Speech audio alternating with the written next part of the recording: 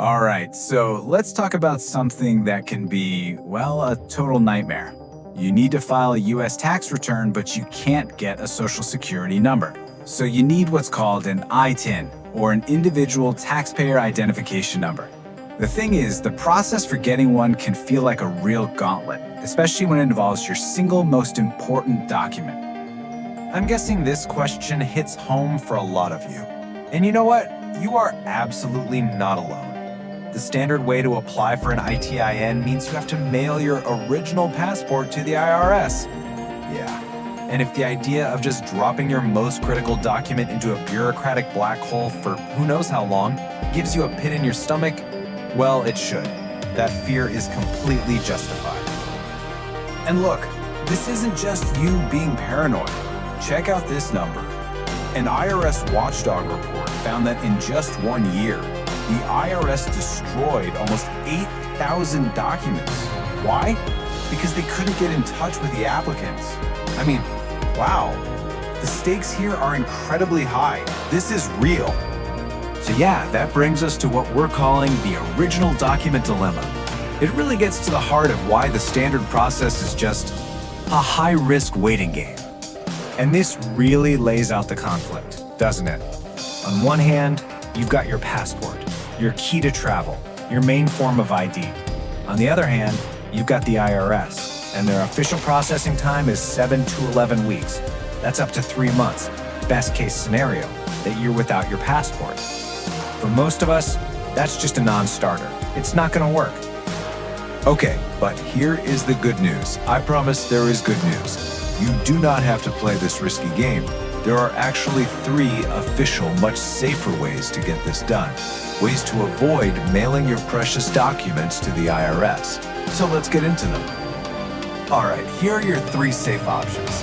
First, you can actually apply in person at certain IRS centers. Second, you can use something called an authorized acceptance agent.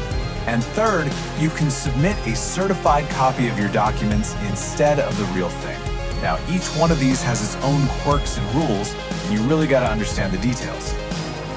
Okay, first up, certified copies explained.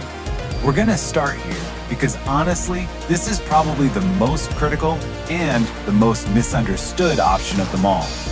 This is where people mess up, and getting it right is everything. So, what in the world is a certified copy according to the IRS? This is super important. It is not just a photocopy you make at the library.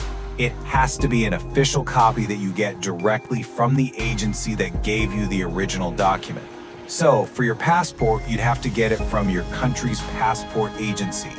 And it needs to have their official stamp or seal on it. That's the key. And this right here, this is the #1 mistake people make. They think, oh, I'll just get it notarized. A notarized copy is when you take your passport to a notary public and they watch you sign and stamp it. Sounds official, right? Wrong. The IRS is crystal clear, absolutely blunt about this. They will not accept a notarized copy. It will get rejected flat out. The copy has to come from the agency that issued it. End of story. Okay, so that leads to a really good question, right? Especially if you're applying from outside the US. You might be thinking, hey, what about the US Embassy or Consulate? Can't they help me with this? And the answer is a classic yes, but. So the IRS does say that some US embassies and consulates will provide this service. The key word there is some. It's not a guarantee. The services can be totally different from one country to the next. So the big takeaway here is you have to call or email that specific embassy ahead of time. Ask them directly. Do you offer certification services for an ITIN application? Don't just show up.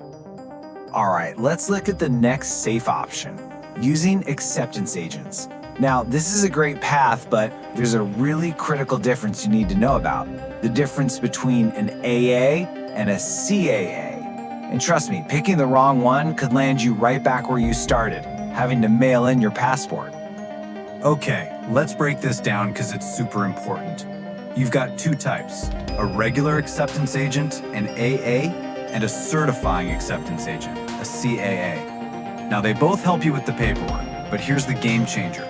Only a CAA can actually authenticate your documents. That means they look at your passport, they verify it's legit, and then they're the ones who tell the IRS, yep, I saw it, it's real. And the best part? They hand your passport right back to you on the spot. If you use a regular AA, they just review your forms, and then they mail your original passport to the IRS for you. That's the entire difference, and it's a huge one. And if you're not convinced, look at the data. This isn't just about convenience. A report from the IRS's own taxpayer advocate found that you are more than twice as likely to get your application rejected if you don't use a CAA. Think about it. These agents know the forms inside and out, so they catch mistakes. So using a CAA doesn't just keep your passport safe in your hands, it dramatically boosts your chances of actually getting approved. All right, so we've gone through all the safer options. Now it's time to put it all together. Let's look at a final comparison to help you figure out which path makes the most sense for you.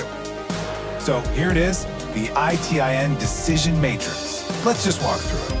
First, the old way, mailing it in. Risk, high. Cost, just postage, so low. But the return speed, weeks, maybe months. Not great.